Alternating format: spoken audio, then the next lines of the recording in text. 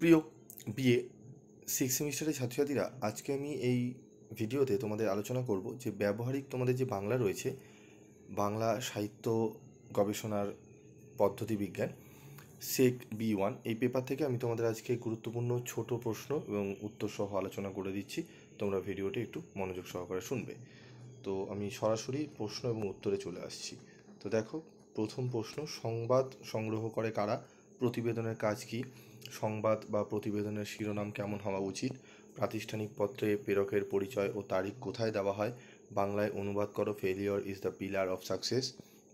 একটি দৃশ্য শ্রাব্য মাধ্যমের নাম লেখো। আধুনিক বিজ্ঞাপনের জনক কাকে বলা হয়? দূরদর্শনে কবে প্রথম বিজ্ঞাপন দেওয়া হয় শুরু হয়? বিজ্ঞাপনের একটি উদ্দেশ্য লেখো। পাত্রপাত্রী চাই কী ধরনের বিজ্ঞাপনের অন্তর্ভুক্ত? ব্যক্তিগত বিজ্ঞাপন। রেডিওতে প্রচারিত বিজ্ঞাপনকে কী ধরনের বিজ্ঞাপন বলবে? গবেষণার সূচিপত্রে কী থাকবে? সূত্র নির্দেশের প্রয়োজনীয়তা কী? জগমোহন মুখোপাধ্যায় রচিত গবেষণার পদ্ধতি বিজ্ঞান সংক্রান্ত গ্রন্থটির লাভ লেখো। গবেষণা কথাটির আক্ষরিক অর্থ কী? কপিরাইট আইনের প্রথম কোথায় প্রচলন ঘটে? গ্রন্থপঞ্জি কাকে বলে? পৃষ্ঠাঙ্ক কাকে বলে? বিদ্যাসাগরের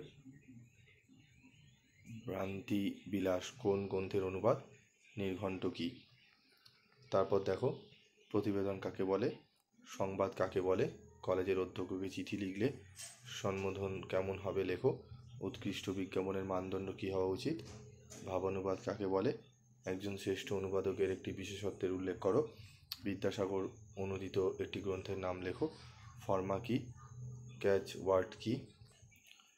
কলোফোন বা পুস্পিকা কী? তথ্য সংগ্রহে দুই ধরনের উৎসের নাম লেখো। তথ্য লিপিবদ্ধকরণের দুটি পদ্ধতি কী? পাঠ টিকা কী? প্রান্ত টিকা কী? শব্দকোষ কী? শব্দের অর্থ, ব্যুৎপত্তি ও ব্যবহার সহ তালিকা। ঠিক আছে, তারপর দেখে নেব আমরা মুখবন্ধ বা প্রিফিক্স কী? বিজ্ঞাপন ও প্রচারের মধ্যে পার্থক্য কোথায়? সংবাদপত্রে লেখা চিঠির ভাষা কেমন হবে? বিশেষ প্রতিবেদক কাকে বলা হয়?